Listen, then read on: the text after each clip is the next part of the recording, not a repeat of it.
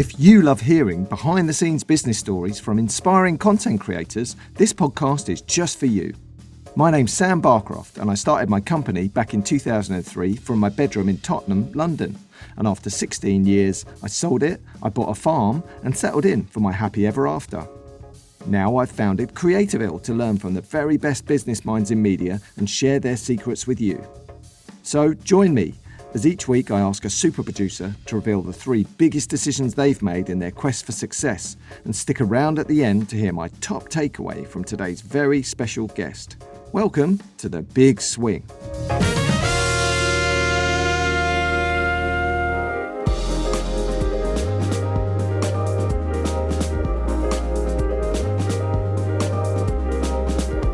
Joining me today is Jessica Hargrave. Jessica's one of the most sought-after documentary producers in Hollywood.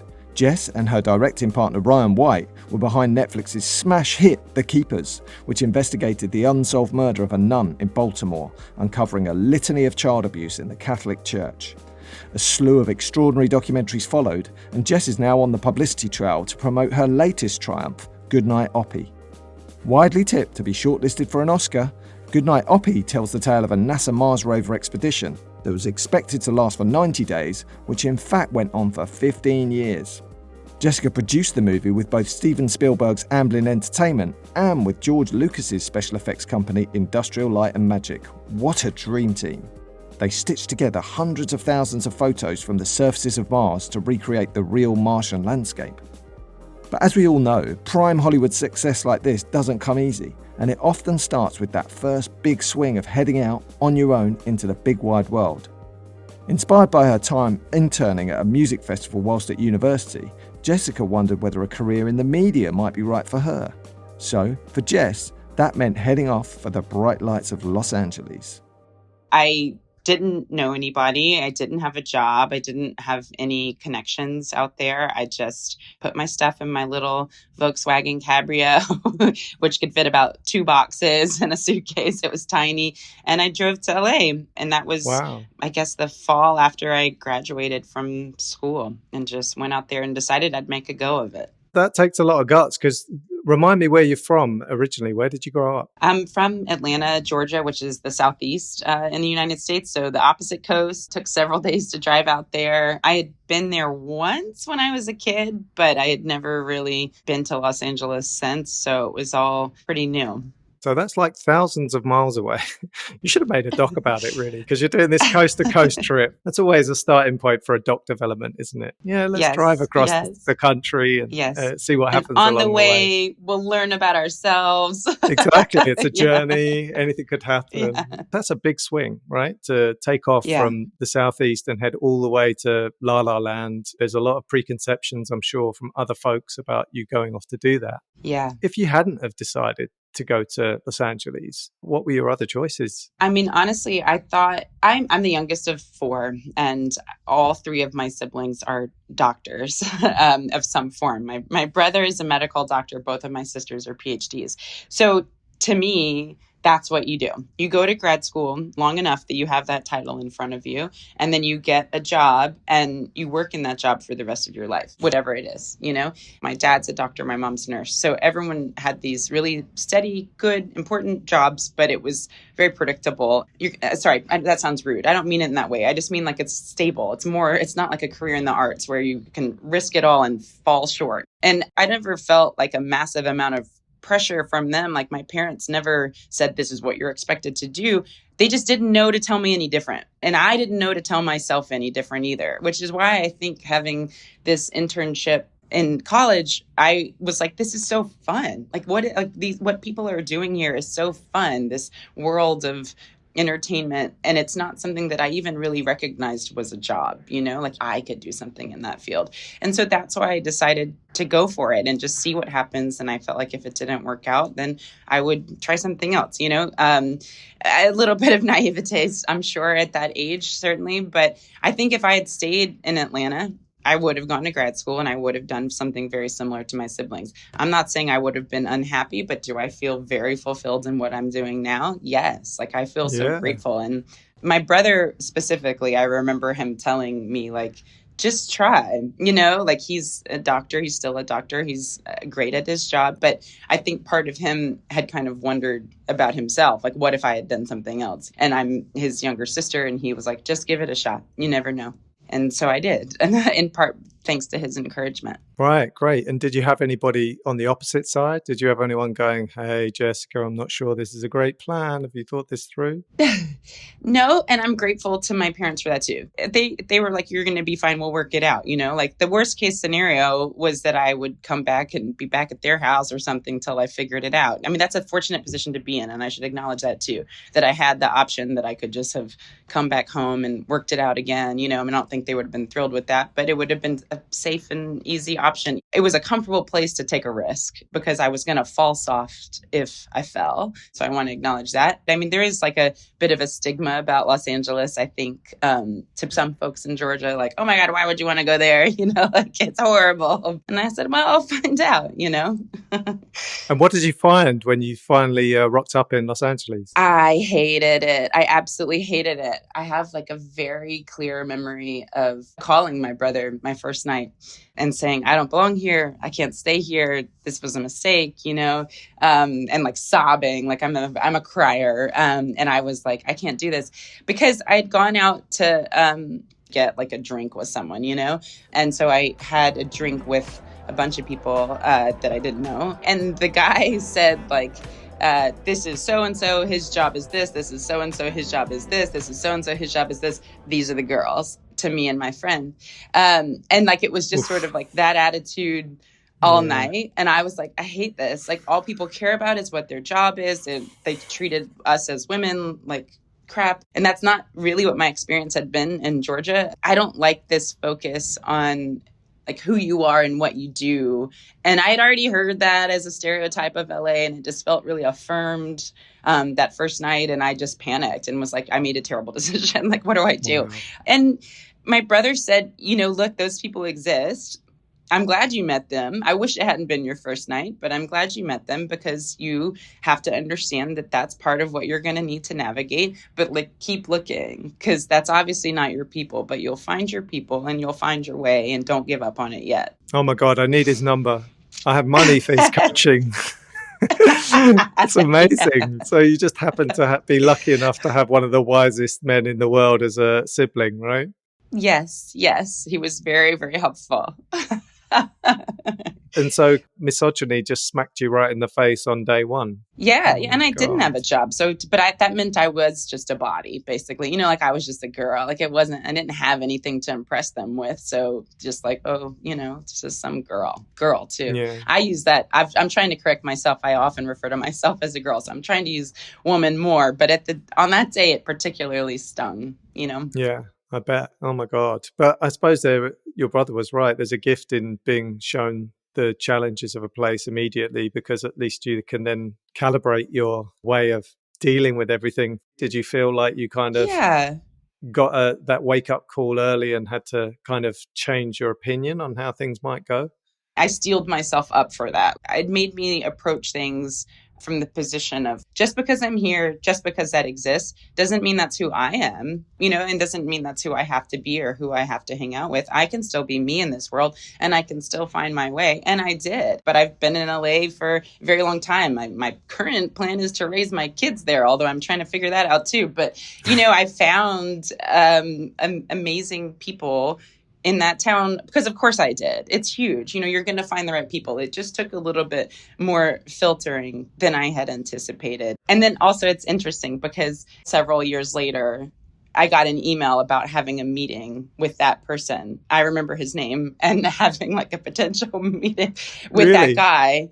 And I was like, not exactly eager to take it, I guess I was like, I remember who you are and I don't like your attitude, but I am going to take the meeting because it's like, why not? Right. Like, of course, he may have changed as well. We're all growing and I don't want to just hold it against him forever, but it was a very interesting full circle moment for me to see. I remember Ben Affleck winning an Oscar and saying, look, I have one lesson for Hollywood, which is never bear a grudge. Yeah. Which I thought was super interesting. You know, that was his survival tactics for being in entertainment in LA. Yeah. Can I ask how that meeting went? How the second experience of this guy was? I haven't had it yet. We've been like setting the meeting for forever. Yeah. Amazing. So I don't know. Yeah, I'll come back and report back.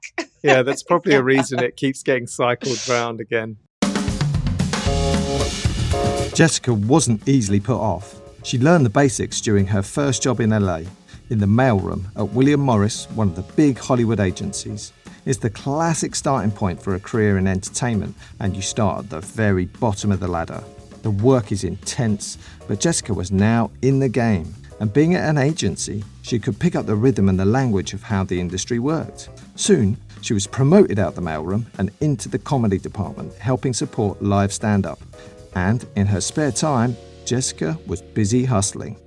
My best friend, who is Ryan White, who is my partner now in our little production company and is a director. Ever since we were kids, since we were 10 in Atlanta, he had been a movie fanatic, loved movies, knew that he wanted to work in that field. And he can still tell you like the winners of every Oscars for like the last 30 years. Like he just was like a super fan, And at the time he had moved to work for a documentary film company for a director. And then he wanted to make his own projects. And like, there's no money. You're just trying to make it happen however you can. So as his best friend, I was solicited early to help with stuff. And it was whatever. Like he just loved my free help, but he also trusted my opinion on things. And so would say, I'm writing this letter. Will you help me write it? Because I love writing. And I was like, yeah, of course. So I would write the letter and we would, pour over it and then send it off. And then I went on a couple shoots with him, which I loved. Again, it's sort of similar to the thing that had piqued my interest initially with a music festival. A shoot is very similar. It's like building all this stuff up to this one, moment, and all these pieces have to come together. But I had this root still, this background in myself of needing a steady job, right? Like that's who I had always thought I would be. And I had found one and I was terrified to leave it. And there were not steady jobs in documentary, like I said. So to leave my steady job would have been to take a huge risk. And I was unprepared to do so. And so I just kept doing it on the side. Like I would wake up in the morning and I would work for a couple hours. Then I would go. I got another job. I worked in marketing at Live Nation. And so again, a steady job, then come home and work on docs again, and then do it on the weekends too. So I produced a film with Ryan. I joked that my credit initially should have just been Ryan's friend, but by the end I was a producer. Can you picture that in the credits? It's just like Ryan's friend. Yeah. But because that's just what I felt like I was being. But then because there's such a small team, and because my role was increasing with him, I became a producer on the film with him. So you start off helping out your friend with some transcribing and, helping set up some shoots. And then all of a sudden he's made a film and you've ended up as the producer of it. That must have been quite hard work. You're working full time in LA by that stage. You're working your evenings and your weekends. That's pretty remarkable. Yeah, I was tired a lot, but it was interesting because I was finding so much more reward and inspiration in the doc work. I loved doing that, but I was just so scared to give up. But I couldn't have. I couldn't have at that point given up my day job because I needed the money. Even though we made this film together, there wasn't a ton of money from it. Of course not. And so it was early days, and so I needed to do both. But I just found myself more and more drawn to the doc work, and I don't want to do this day job anymore. I want to leave, but I'm scared. Timing is everything. Even though Jessica knew what her next swing would be, to leave the security of the day job, she also knew she needed something else to give her the courage to make that giant leap.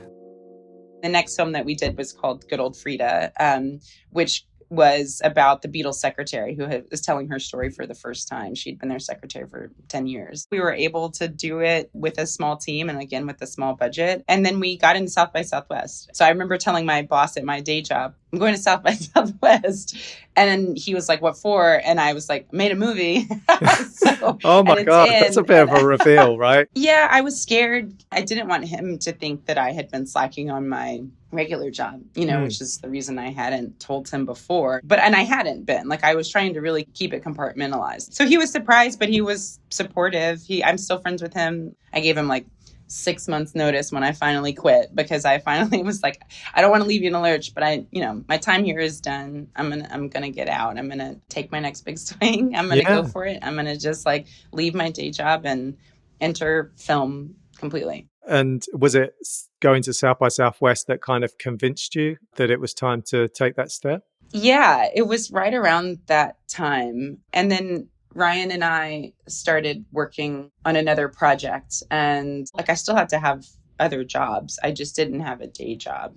At the beginning, there was no money again. Like I had several jobs. I was producing for my now husband, who is a photographer. And then I wrote for a little lifestyle magazine. Like I just was like, whatever I could, but it was less of a time commitment. I think that's a common story with a lot of entrepreneurs in the creative space, is the reality that they get to that stage where they know what it is they want to do all of a sudden, but there's no money in docs really at that point in time. And so you have to create this kind of patchwork of a commercial versus editorial life, don't you? But like it speaks to your humility and your positivity that you were willing to be so brave to be adaptable and to do all that in order to follow your dream. But was it hard to explain that to everybody when you were walking away from a day job at Live Nation? Ryan, my best friend, Austin, my now husband, both of them, they were already doing a freelance world where you figure things out day by day. And they were like, you're not happy. That was part of it. They were just like, you're unhappy because of this.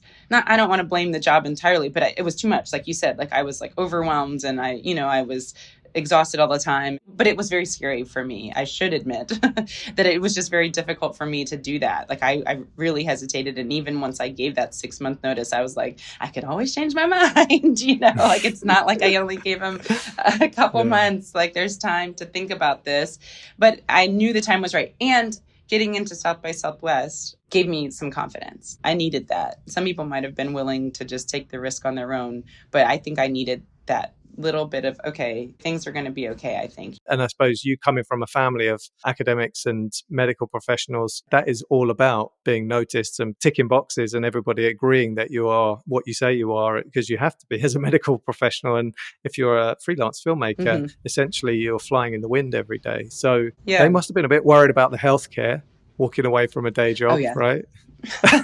yeah. They were. That was a question early on.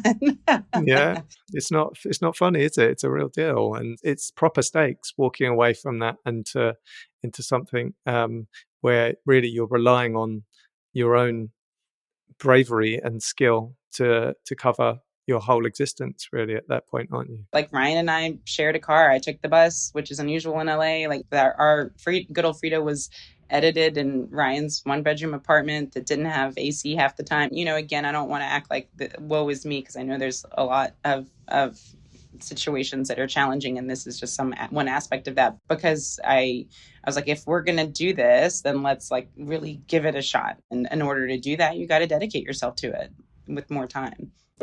Jessica's next big swing was The Keepers. Check it out on Netflix. It's one of their biggest hits. The series explores the investigation into the murder of a Baltimore nun, which led to the uncovering of appalling child abuse in the Catholic Church. Ryan, Jess's directing partner, had family connections close to the story, and together he and Jess had been filming The Keepers for 18 months on a shoestring budget. And that means for a year and a half they've been working on a project that didn't even have a buyer. And then came a sink or swim moment. They cut together the highlights of their footage into a sizzle reel and prepared to share that video with funders. But would anyone actually want to back it? We had been accepted into a program that Sundance had put together to get equity funding or grants. That's when we started putting together this sizzle, is for the potential of getting some funding. But even the day that we pitched and presented that sizzle to this room full of potential investors and grant makers, Lisa Nishimura, who is an exec at Netflix, she was in the room. And we at the time were debating, like, should this be a feature or a series? And she said, it's interesting you guys are debating that. We've got this series that we're working on. We don't know how it's going to go. We're going to release it in a few months, and we should be in touch. And that was Making a Murderer. Right. Okay. Which was the OG of true crime on Netflix. Exactly.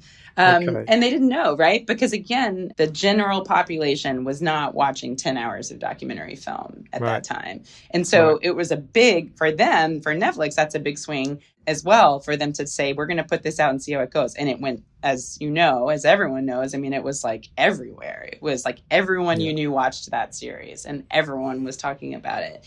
Every exec wanted their version of it. I remember going to Real Screen around the same time and everybody said, don't talk to me unless you've seen Making a Murderer, unless you've got the next one that's even better of that. Just, I don't want to hear any other pitches. It was like, okay, I might as well go home now. It sounded like you got your timing just right. Yeah, we were very fortunate. So we had, in that time, realized, like, we don't think there's any way we can fit this in into a feature. We wanted to make a series, but still we're scared. But then we saw how that series did. And so suddenly the proof had been, was in the pudding there, like people are interested in this. And so then we took it out to various distributors. And I guess this was 2015 or something. But even though Netflix had this big hit with Making a Murderer, they were still pretty new. And we were scared. Like, I remember having the conversation with Ryan and saying, like, they've really had this big hit, but is Netflix, will it have the reach of some of these other distributors that have been around for a long time? Or will it just go away in a couple years? Like, is this whole streaming thing going to last? Because we didn't really know, honestly. From my point of view, thinking about it as well, because they were so new in the game, people were nervous of working with Netflix. And I suppose their big thing when they spoke to people was, we're going to buy all your rights as well. So you wouldn't necessarily have control of the film, which for indie filmmakers must have felt quite scary as well, right? Yeah, because that's it. You make that deal and that's it. That's the rest of your project forever is with them. And that's scary. And that was a different model, like you're saying, than what a lot of other people were doing. And so it was a tough decision. I think it was absolutely the right decision. But it's interesting to look back and we didn't realize the juggernaut they were on their way to becoming. But even, staffing wise too, we're doing a Netflix project with them now. And there's so, just like the number of people who are on at the time, we were kind of finding our way with them, which was fun. But it was a lot different of a company too at that time than it is now. I remember seeing The Keepers and just being blown away by how hard it must have been to make, because you had this piece of fantastic access, but still, legally, it must have been very challenging to get that show finished and signed off and out into the world. And editorially, you guys were used to making single films. It must have been quite difficult for you to figure out how to tell that story over multiple episodes, right? One of my great regrets is that we totally understaffed that project. I didn't know what I was doing, in all honesty. And I look back and we had an amazing team. And everyone worked so hard. But looking back on it now, we had a budget, but the staff, it was smaller than it should have been to make a 7-part series. I hate thinking about that. And I've talked to all of them about it since, because I've worked with all of them again. And I'm like, we overworked you because we didn't know. We'd never made a series before. We'd never, done something with Netflix before. And I'm not blaming Netflix, because I think we were all, again, sort of finding our way. And also I was not used to managing that many people, in all honesty. I was like, okay, here I'm a boss now of a lot of different people and making this big project for this big company. And that, again, is part of that regret, is not being able to recognize as a manager, like, this is too much. We need more people. I need to cut these guys a break. But everyone we hired really cared about the story, and they really cared about the women in the story. And so everyone really wanted to do those women justice and to make a good project that they could be proud of. You guys produced something so important, and I think it was nominated for an Emmy, right? So, I think you got the recognition that it absolutely deserved. It was a breakthrough project, and it sounded like it changed everything for you then.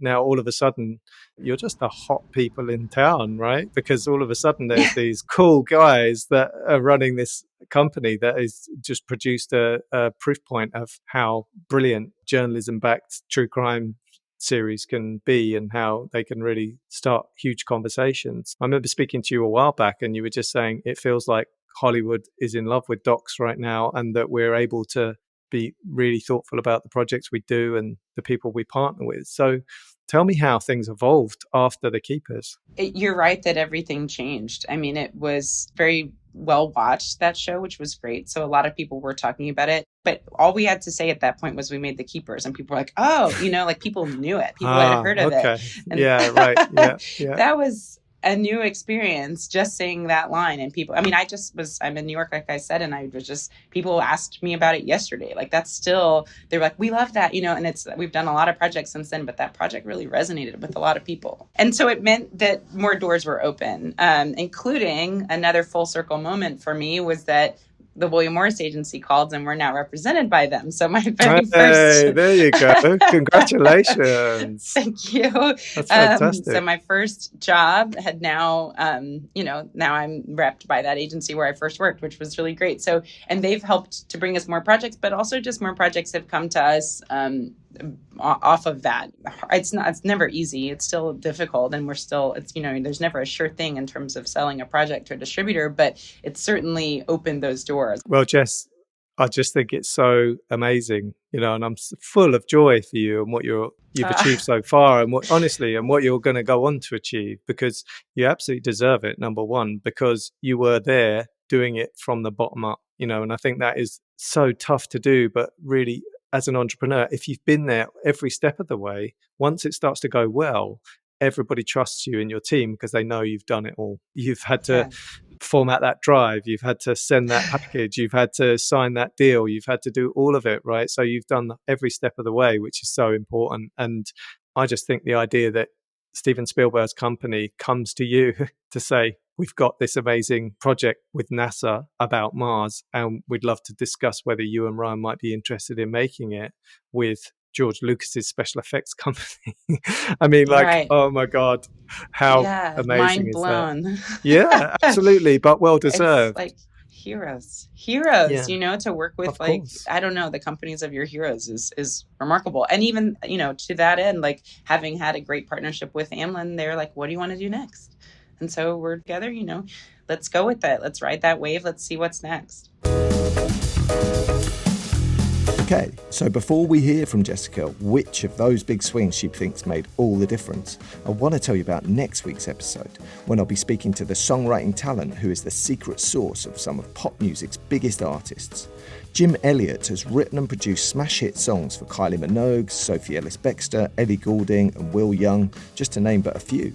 And next week, he'll be sharing his biggest swings that took him from writing jingles in a cupboard under the stairs to being one of the UK's most successful songwriter-producers.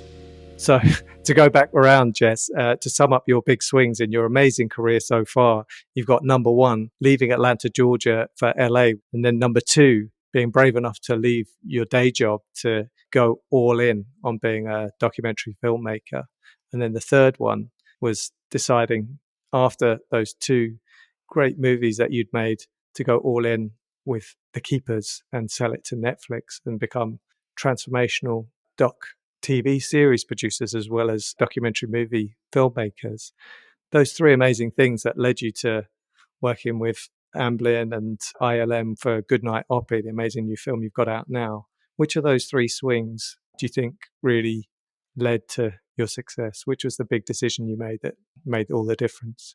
I think leaving the security of the day job was the biggest and scariest. For some reason, it was even scarier than moving across the country for me. Just leaving the security and stability of a day job and of a steady paycheck for a creative lifestyle that I never thought that someone like me would ever have. So I think that was, but by doing that, by doubling down on that effort, I was able to open those doors. I don't think if I hadn't left, I wouldn't be here. If I hadn't said, okay, you have to take this risk, you have to go for it, you have to go all in.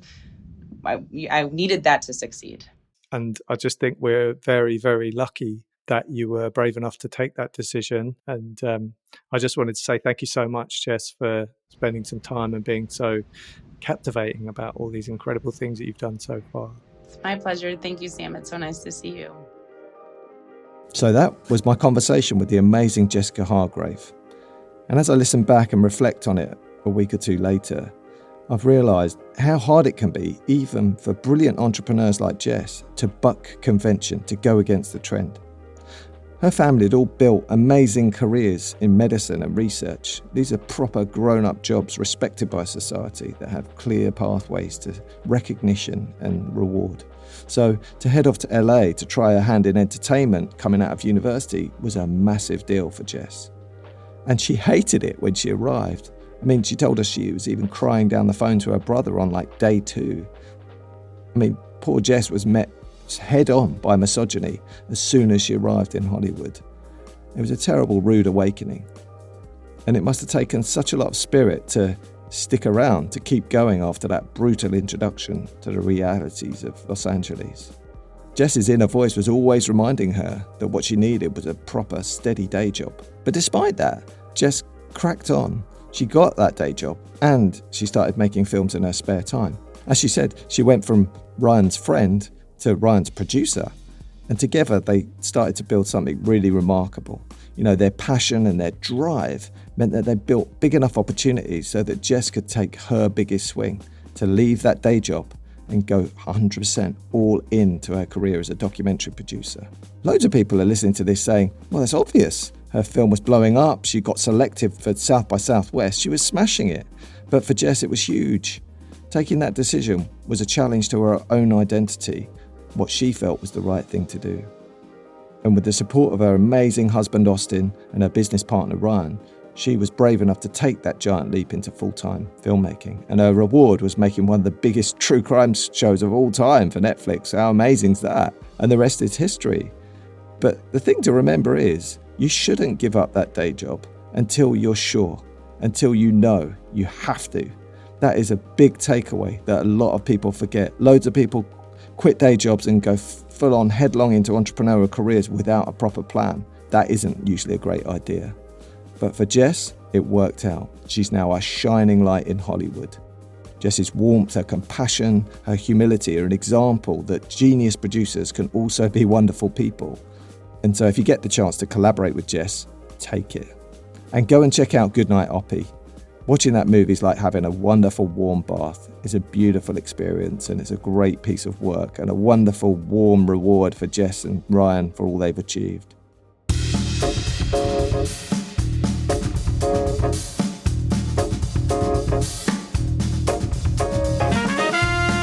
The Big Swing podcast is produced in association with the amazing Spirit Studios.